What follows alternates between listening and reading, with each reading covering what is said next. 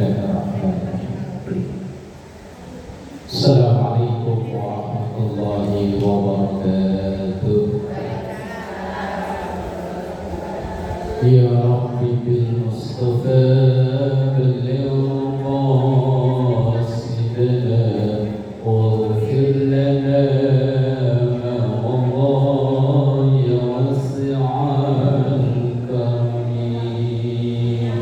Ya Rabbi bil Mustafa balligh maqasidana waghfir lana ma mada ya wasi'al karim. Astaghfirullah min qawlin bila amalin laqad nasabtu bihi naslan lidhi ummi.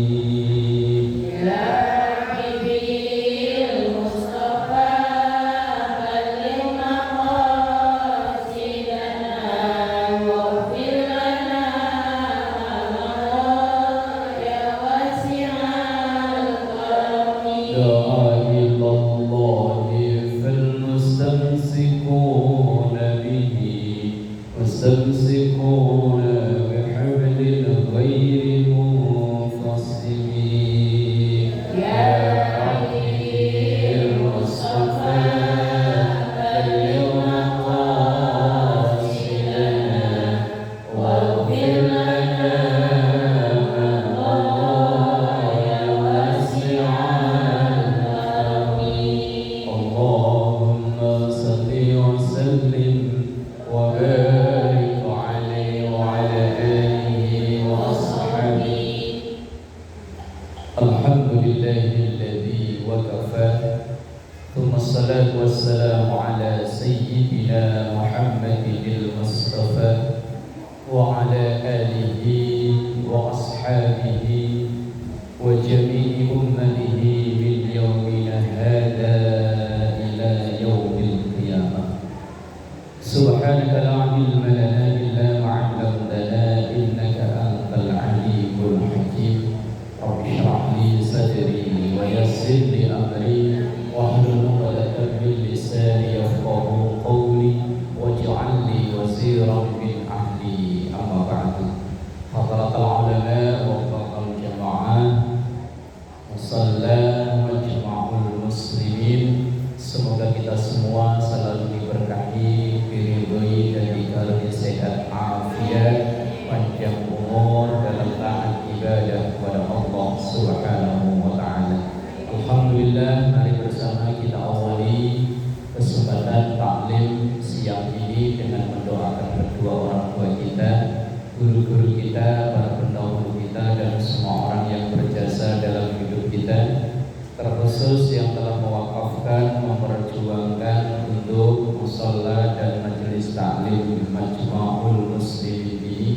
Kita doakan anak cucu keturunan kita semua dijadikan soleh solehah, keluarga sakinah mawaddah warahmah, rezeki yang halal dan barakah.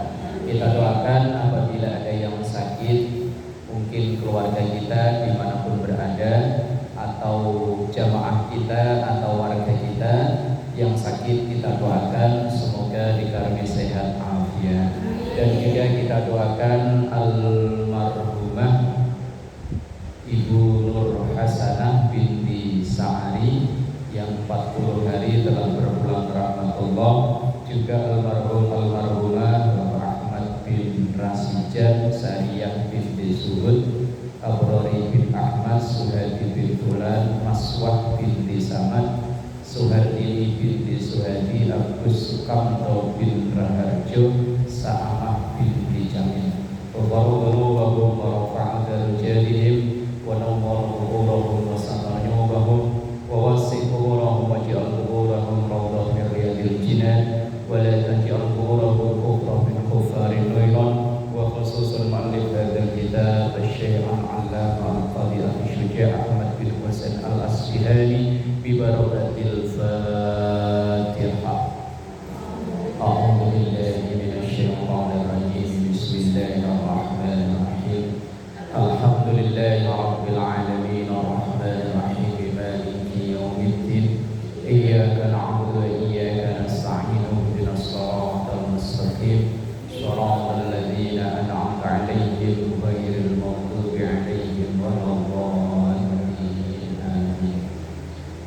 Bismillahirrahmanirrahim. Kita ngaji dari Matan Ghayah wa Taqrib halaman 38 ya. Pasal tentang yang membatalkan sholat.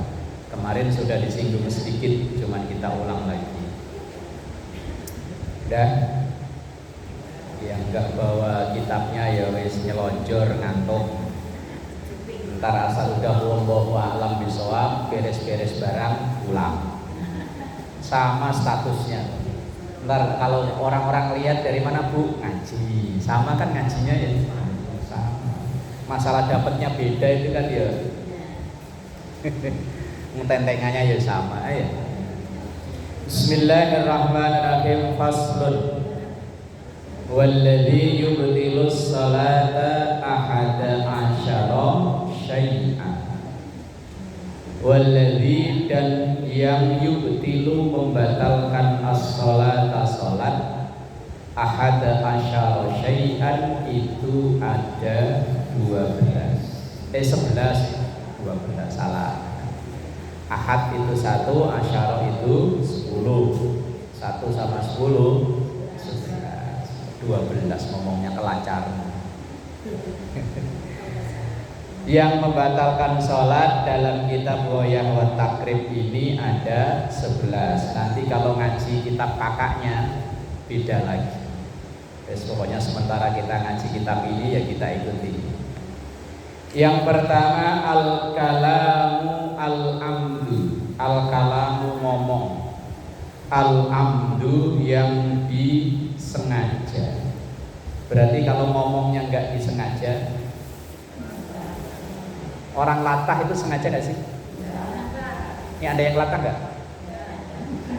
Enggak. Kalau ada kan bisa ditanya kan, Ibu kalau latah itu loh ngucap itu sengaja apa enggak? Lah kalau yang ngomong nggak latah kan nggak tahu. Yang tahu kan yang latah kan. Ada yang latah nggak? Nggak ada ya. Ya kalau seandainya ada punya temen, punya tetangga kok latah, nanti ditanya. Ketika latah itu dia sengaja atau otomatis? Nah iya kan penyebabnya dikagetin. Terus kemudian dia ngucap ketika latah itu sengaja atau enggak? Di sini yang membatalkan sholat itu kalau sengaja. Kalau enggak sengaja enggak batal, walaupun dia ngucapnya enggak pantas. Misalnya lagi sholat nih, panci jatuh, bumrang. Biasanya kalau orang latah, kalau ibu-ibu yang disebut kan punya orang ya. Lah yo sering denger kok. Lah depan masjid Baitul Taqwa itu kan dulu sering dikerjain sama anak-anak kan latah. Masih, asal kadang lewat pura-pura ada sendal dilempar. Ngomongnya itu. Di sini disebutkan bahwa yang membatalkan sholat itu al-kalamu ngomong yang selain bacaan sholat ya. Al-amdu itu omongannya disengaja. Terus omongannya itu disengaja dan bisa memberi paham kepada orang lain walaupun ngomongnya itu cuma seucapan. Misalnya begini, nah, ibu tadi waktu sholat zuhur kebetulan punya anak kerjanya masuk siang. Terus anaknya, Mak saya berangkat kerja ya, kan izin tuh ya. Kita lagi sholat, doang ngomongnya, tapi niatnya itu memberi izin. Kan anak udah tahu kan kalau ibu ngomong, wong memang maknya itu biasanya ya irit omong. Cuma kalau ditanya kalau iya ya bilang kalau enggak ya cuma. Lah ketika Mak saya berangkat kerja ya, terus kok maknya nyaut walaupun cuma itu kan memberi paham pada orang lain dan ia mengucap itu dengan sengaja dan itu tidak ada dalam bacaan sholat. Kan enggak ada bacaan sholat yang bacanya ya. Maka sholatnya batal. Kalau kemarin saya contohkan misalnya orang membaca ayat tapi punya tujuan lain. Ya, kayak ibu masak udah mateng rapi, lupa nggak ditutup, Apa itu? Apa sih biasa untuk buat nutup makanan itu? Aku lupa namanya. Tudung saji, lupa ditutup. Kebetulan memang ruang sholat itu nggak jauh dari meja makan. Begitu ibu dapat 1 rakaat ada ngew, ngew. Lah otomatis pikiran kan langsung konsen bubar kayak walah kucingnya habis ikan.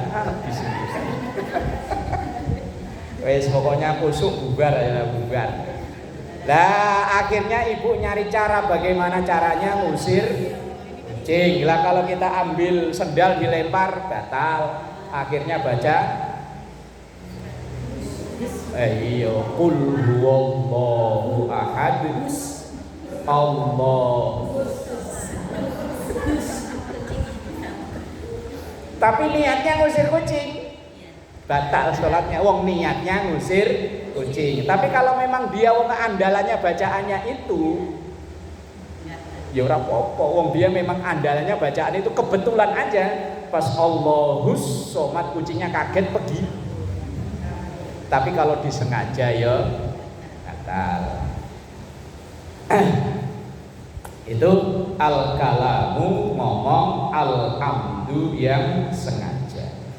Ataupun ia mengucapkan sesuatu yang bukan pada tempatnya walaupun itu berkenaan dengan sholat. Misalnya kita jamaah imamnya bacaannya salah atau mungkin gerakannya salah. Kalau laki-laki di pertemuan yang lalu kan sudah dibahas tuh. Kalau laki-laki ngingetin imamnya dengan membaca subhanallah. Kalau perempuan dengan nepuk ini punggung tangan, bukan tepuk tangan. Kalau tepuk tangan kan gini kan ya. Ini loh, paman begini kan begini. Kalau pas lagi rukuk ya begini. Jangan kayak tepuk pramuka, batal. Misalnya kita ngingetin imam udah ditepuk nggak ngeh. Yang depan udah subhanallah. Yang aturan imam ini sujud yang kedua umpama. Lah kok imamnya langsung berdiri, udah di subhanallah, imamnya nggak ngeh. Yang di belakang, yang ibu-ibu udah tepuk tangan nggak ngeh, langsung ibu teriak sujud, sujud. Kata. Ini pernah ada cerita kisah nyata. Tapi ini kejadiannya di salah satu musola yang gak jauh dari sini. Itu traweh, kebetulan imamnya nggak hadir. Dia entah mungkin kerja lembur atau apa. Akhirnya kan yang nggak biasa imam didorong jadi imam. Orang kalau nggak biasa imam, walaupun apal, ketika berdiri di sini nih gemeter. Berdiri sini nih. Kalau nggak ngimami sih nggak gemeter, tapi kalau pas ngimami gemeter. Kalau ngimami duhur asar, asal bisa takbir Allahu Akbar sama sami Allahu liman hamidah ya beres. Lah kalau ngimami tarawih kan lumayan lama. Lah karena akhirnya dorong-dorong wong itu si bapak itu tadi yang lumayan bisa ngimami, wong kadang-kadang dia sering ngimami tapi ngimami tarawih. Begitu ngimami tarawih baca wal asri di rakaat yang berdiri yang kedua lah ya. Setelah salam kan biasanya al-hakumut kulhu wal asri kulhu gitu kan ya. Ketika baca wal asri ujungnya ketuker sama wati. Illal ladzina amanu wa amilus solihati. Aturannya dia wa tawasau bil haqqi, mana dia falahum ajrun ghairu mamnun. Lah karena di belakang itu ada yang hafal tapi nggak tahu cara ngingetinnya. Dia teriak, "Weh, bacaannya ketuker." Ini yang cerita ya jamaah, orangnya ada sendiri kok. Yang ngomong begitu itu ada. Terus kamu ngomong begitu, iya Pak Ustaz, saya tahu itu salah, makanya kan saya ingetin. Katanya kalau salah suruh ingetin. Oh iya, niatmu bener cuma caramu salah. Lah terus, yo sholatmu batal. Yang lain nggak batal. Lah terus, yo wes sholatmu yang lain terawihnya 20, kamu 18. Wong yang 2 rakaat batal. Maksudnya bener, maksudnya. Tetapi caranya salah. Ia mengucapkan sesuatu kan sengaja, walaupun itu ada hubungannya dengan sholat. Apalagi nggak ada hubungannya dengan sholat. Kayak tadi mak pamit ya, kan nggak ada hubungannya dengan sholat. Yang ada hubungannya dengan sholat saja batal. Kemudian yang kedua, wal amalul katsiru. Wal amalu dan bergerak, al katsiru yang banyak. Maksudnya melakukan gerakan banyak itu ukurannya 3 kali dan berturut-turut. Dan yang membatalkan itu gerakan yang mencolok. Kalau gerakan-gerakan kecil tipis-tipis enggak batal. Dan berturut-turut dalam satu rukun. Misalnya begini, ketika takbir begini, tangan gatel. Lah kemudian tangan langsung geser. Lah ya kan begini awalnya kan, yang gatel sebelah sini kan tangan geser. Lah tapi yang utik-utik, apa utik-utik ini loh, cuman ini doang gini aneh. Ini walaupun 1000 kali nggak batal, karena yang gerak cuman jari, gerakan tipis kan. Udah gatel balik, hilang lagi. Kecuali kalau garuknya begini. Ini yang gerak bukan jari tapi tangan. Nah iya, atau mungkin sini. Misalnya apa? Nah iya, rambutnya ada apa namanya? Rambut gatel yo. Ketobe. Lagi sholat.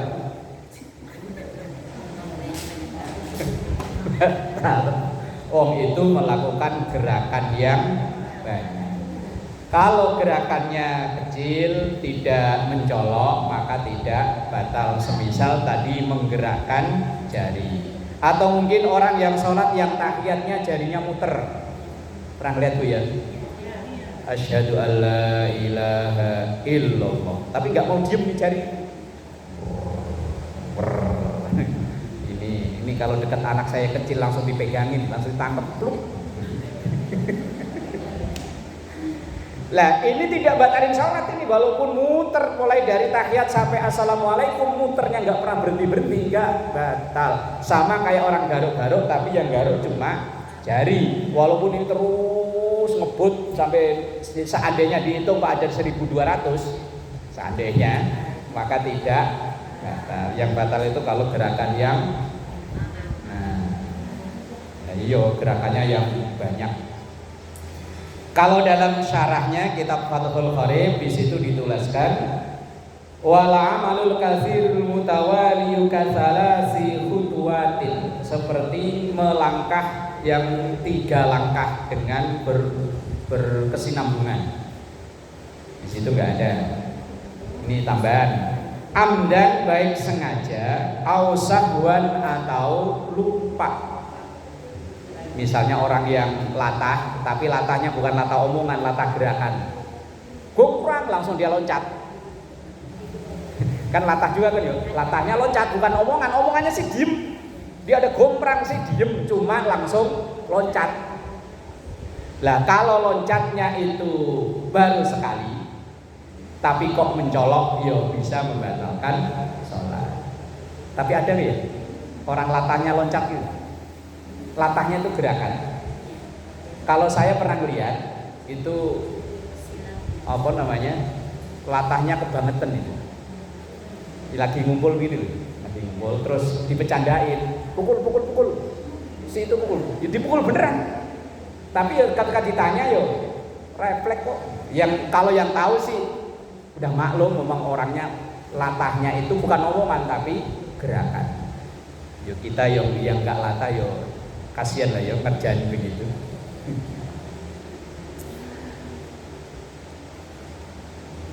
Ammal amalul qalilu fala tabdulu sholatu bihi. Tapi kalau perbuatan yang sedikit, yang misalnya tadi cuman jari doang yang gerak, maka tidak batal. Wal hadasu, hadas al asgharu, baik hadas kecil, buang angin. Wal akbaru atau hadas besar, misalnya ibu-ibu yang masih kedatangan tamu bulanan, begitu sholat kok tamu bulanan datang langsung dibatalkan, jangan ditunda. Sayang tinggal salam doang, udah tahiyat akhir, mau salam mau apa pokoknya langsung batalin. Kalau sholat ngulangnya gampang, kalau puasa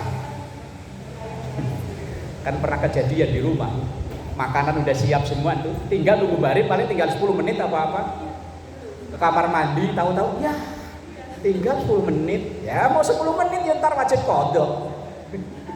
Makanan udah siap ya, wah kayaknya kan nyesel ya, apalagi siang-siang udah panas, ke pasar, ke sono kemari, giliran tinggal 10 menit, tamu datang. Tapi Allah kan tidak menyia-nyiakan amalan hambanya, walaupun itu dia puasa hari itu tidak sah, karena ukuran fikihnya memang begitu, ya insya Allah nilainya tetap ada.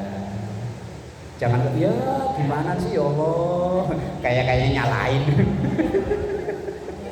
Tapi emang nyesel Bu ya. Saya pernah ngalami di jalan tadi. Di jalan itu nggak kuat, benar-benar nggak kuat. Akhirnya kan ya diperbolehkan untuk buka puasa. Begitu azan maghrib itu kayaknya nyesel, ya Allah kenapa nggak dipertahan, tapi bertahan udah lemes daripada kelenger nanti ngeremotin orang. Keluar hadas baik kecil maupun besar maka otomatis batal sholatnya. Kalau cuma perut baru kerucak-kerucuk, cacingnya demo, asal belum benar-benar keluar maka belum batal. Kalau baru cuma kerucak-kerucuk, ya kan? Itu pertanda kelaparan atau kekenyangan kalau begitu biasanya. Kelaparan. Nah, kalau itu yang terjadi belum batal. Kecuali kalau memang rasa sih nggak ada, nggak kerasa, cuma tahu-tahu baunya ini. Lah kalau sholat lagi berjamaah kita bisa nuduh orang. Lah kalau sholat sendirian di kamar yang dituduh siapa? Lah tahu-tahu baunya kayak sampah santan yang berhari-hari baru di kan mantep baunya.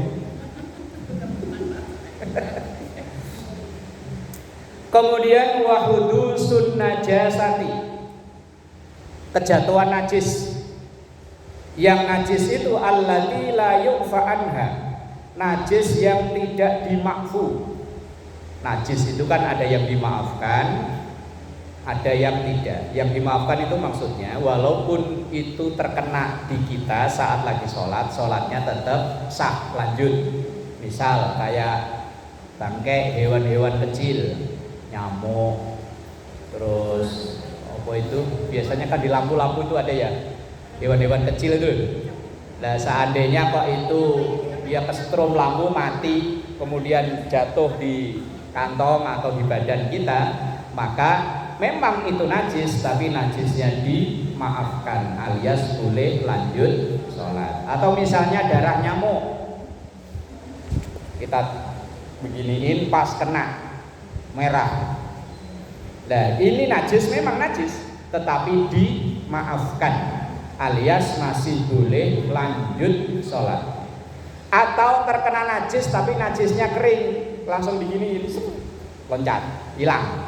Misal kita sholat, nggak tahu kalau di plafon itu di situ buat markasnya kucing. Lah kebetulan ada yang bolong atau apa, ada tai kucing jatuh yang kayak makanan apa yang bulat-bulat nih. Jatuh, dilalah di sini nih. Kita lirik kan biasanya kalau jatuh lirik ya. Waduh, tai kucing. Tapi jangan ngomong loh ya. Kalau ngomong waduh tai kucing, ya batal sholatnya bukan karena najisnya, karena omongannya. Begitu ini najis kan kering ini, tai kucing tapi kering, langsung di apa? Gini loh, pokoknya supaya jatuh loh, maka tidak batal sholatnya. Asal najisnya itu kering. Lah kalau basah yo. Atau mungkin kalau ini pernah kejadian. Waktu dulu musola saya baru dibangun kan nggak ada dindingnya begini, cuman setengah badan kayak pos hansip dulu. Nah subuh begitu sujud kok baunya aneh. Begitu bangun dari sujud di sajadah ujung ada bulet-bulet 3 biji. Tapi itu kering ya sambil sujud. Enggak batal, enggak. Najisnya itu kan batasannya yang wajib suci kan cuma sebatas sajadah. Kalau di luar sajadah itu walaupun najis ada di situ tidak batal sholatnya. Buletan tadi itu di ujung, kayak ini di ujung sebelah kiri. Begitu sujud karena deket banget kan bau. Pas berdiri nggak ngeliat, begitu sujud, begitu bangun dari sujud, wah. Begitu sujud lagi tangan sambil begini. Nggak batal, nggak.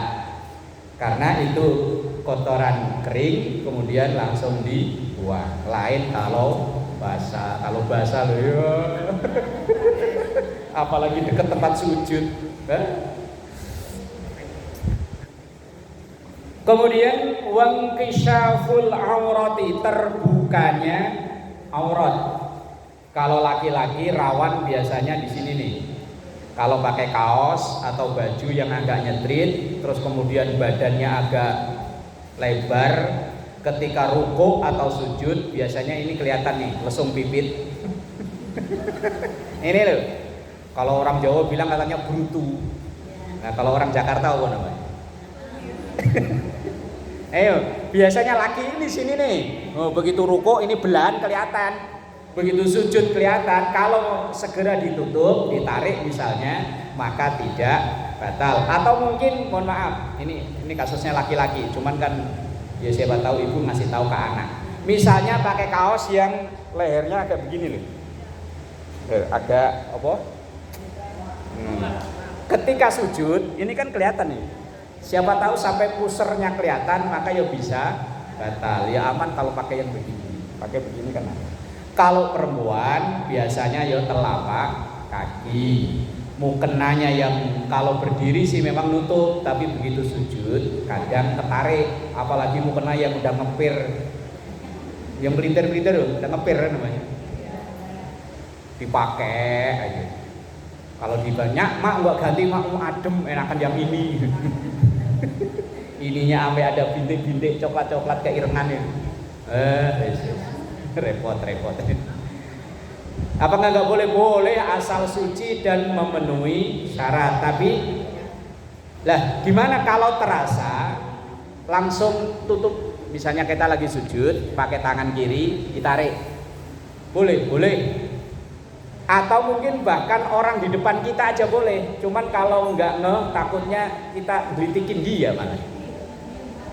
Misalnya kita tahu nih kita lagi jamaah, depan kita tuh telapak kakinya kelihatan. Itu kita boleh ketika sujud sambil narik begini. Cuma kalau salah paham, ini sholat beritikin orang, kita ditendang dari depannya malah. Wah, bisa celentang kita. Makanya kalau gunanya ngaji begini kan, seandainya suatu saat nanti ibu yang ngalami, entah sholat raweh, entah sholat apa, kok mukenanya ketarik, telapak kaki kebuka, ada jamaah yang belakang kita kok narik, berarti kita udah tahu, oh ini nolongin kita. Kalau kita sendiri kerasa, ya segera narik. Atau mungkin ketika sholat id, biasanya ibu-ibu kan kebagiannya di luar. Pas lagi sholat id angin kenceng, mukena kebuka, maka segera tutup. Jangan biarin adem ini. Segera tutup. Bahaya karena kalau dibiarkan. Kemudian wa taghyirun niyati, merubah niat. Maksudnya begini. Ini kan mendung. Mendung apa panas ini? Mendung lah umpama. Ntar pulang dari sini, ibu tadi punya cucian, mau berangkat ngaji belum sempat dijemurin. Atau mungkin tadi udah jemurin, cuman udah hampir kering. Begitu pulang ngaji dari sini mendung, ibu sholat asar, Allah. Begitu sholat dapat 1 rakaat, geger, ada geledek. Biasanya tanda hujan. Terus dalam hati ibu ngomong begini, nanti kalau turun hujan, sholat saya batalin, mau saya ngangkatin jemuran. Itu namanya merubah niat. Saat itu juga sholatnya sudah batal. Atau sholat sambil ngomong cucu. Nah, kalau segini udah dikasih tahu, udah tahu ya. Yang umur 2 tahun, 3 tahun itu. Kalau orang Jawa bilang kemuler. Kemuler itu telusur aja jalan. Nah, sementara ibu sholat Allahu Akbar. Nah, itu cucu nyamperin dispenser, padahal dispenser itu nyala. Nah, dia buka-buka itunya tuh kerannya. Kebetulan buka yang panas. Begitu mau baru buka-buka, ibu ngeliat sambil ngelirik-ngelirik, kemana itu? Kemana ini? Nah, walau sono. Mainan dispenser mainan. Ntar kalau itu air kerannya kok yang panas dibuka, sholat saya batalin. Saat itu juga sholat sudah batal. Itu namanya merubah niat. Nah. Kemudian wastidbarul kiblati, berubah menghadap kiblatnya itu geser atau merubah. Kita sholat itu kan syarat sahnya menghadap kiblat. Kalau kita orang Indonesia ya wis pokoknya asal ngulon agak geser dikit ngalor kayak inilah. Ini kan ngulon ya ke barat, dengan geser sedikit agak ke utara wis bener. Kalau kita pas lagi di depan Ka'bah memang sholatnya itu pas ngadep Ka'bah. Tapi kalau kita di Indonesia hanya kira-kira. Kalau Ka'bahnya itu belah barat agak geser ke utara dikit ya wis asal sono. Nggak usah dilempeng-lempengin. Kecuali punya pandangan tembus pandang. Ternyata Ka'bahnya pas sebelah sono, ngalor sono ya wis. Lah, yang berbahaya itu begini loh. Ketika kita salam, yang membatalkan sholat itu kalau dada ini bergeser dari arah kiblat. Kalau wajah nggak masalah. Wajah ini walaupun nengok misalnya, Allahu Akbar, ada jamaah baru datang kita penasaran. Oh si dia, nggak batal. Cuma yo kalau di sini nggak umum ya. Terus sebelahnya ada yang datang. Oh. Atau mungkin ibu sholat di rest area. Nah, tas itu kan taruh di ini ya. Kemudian ada orang baru datang, ini ganggu sebelah sini, kemudian digeser sama dia. Terus mata kita nggak batal. Yang batal itu kalau ini.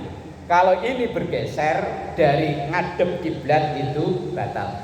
Kasus rawan itu kalau salam yang pertama. Ketika salam yang pertama, misalnya ibu baca tahiyatnya sampai innaka hamidum majid. Kan posisi tangan begini ya.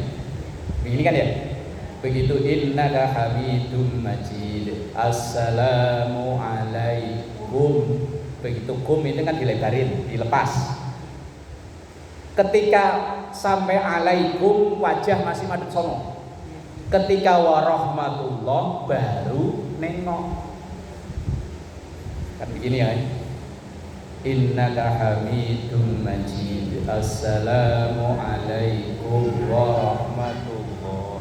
Walaupun ini seandainya nengoknya kebablasan, nggak batal sholatnya. Kebablasan itu misalnya langsung muter gitu.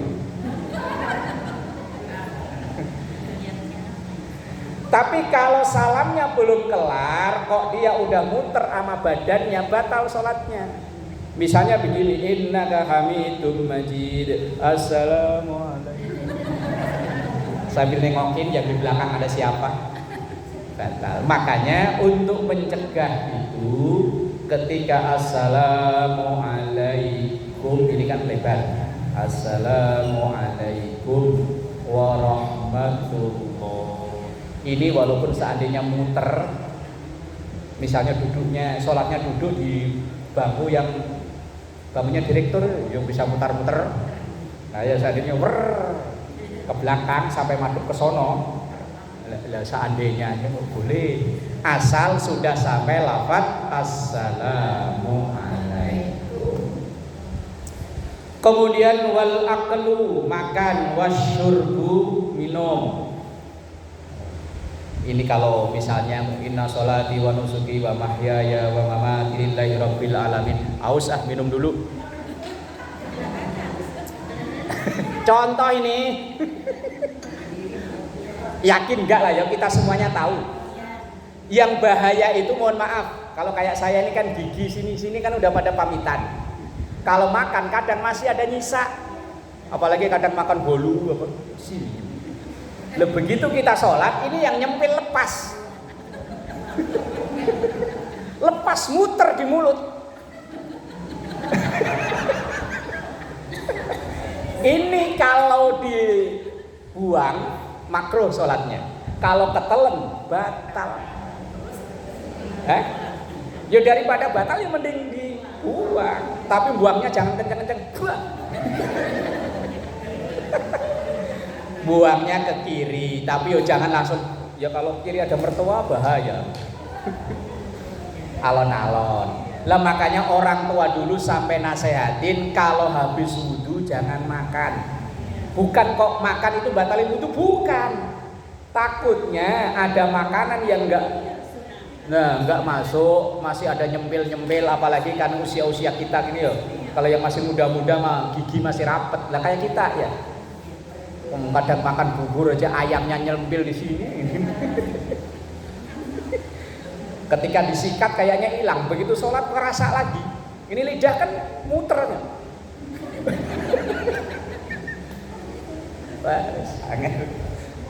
Maka ketika mau sholat dibersihkan. Makanya ya nasihat orang tua dulu kan gitu ya. Kalau habis makan jangan habis wudu jangan makan. Bukan berarti kok makan batalin wudu, enggak. Itu tadi tuh maksudnya. Kemudian wal qahqahatu. Qahqahah itu tertawa. Berarti kalau cuma mesem-mesem enggak ya? Ya cuman senyum-senyum. Lagi sholat kok keinget sesuatu yang nyenengin kan senyum-senyum. Enggak batal asal tidak tertawa. Kadang sholat itu sambil nahan tawa ya sering kok ya. Apalagi sholat ibu-ibu sambil anak-anak yang kecil cucu misalnya ikut sholat tiba-tiba sujud kebalik, buak. Saya pernah ngalami waktu si Alvin itu masih baru umur setahun atau 2 tahun baru berasa jalan, lihat kita sujud dia ikut sujud kebablasan, ludek. Mau ketawa ya batal, ya senyum-senyum, enggak batal. Yang terakhir naudzubillahi min dzalik wariddatu murtad. Mosok lagi sholat kok murtad, yuk bisa jadi. Sampai penulis kitab ini nulis itu kan mungkin dulu pernah kejadian. Orang lagi sholat kok malah menyatakan diri keluar dari Islam. Naudzubillah, wallahu a'lam bishawab. Sebelum ditutup, kalau ada yang mau menyampaikan pertanyaan, monggo silakan.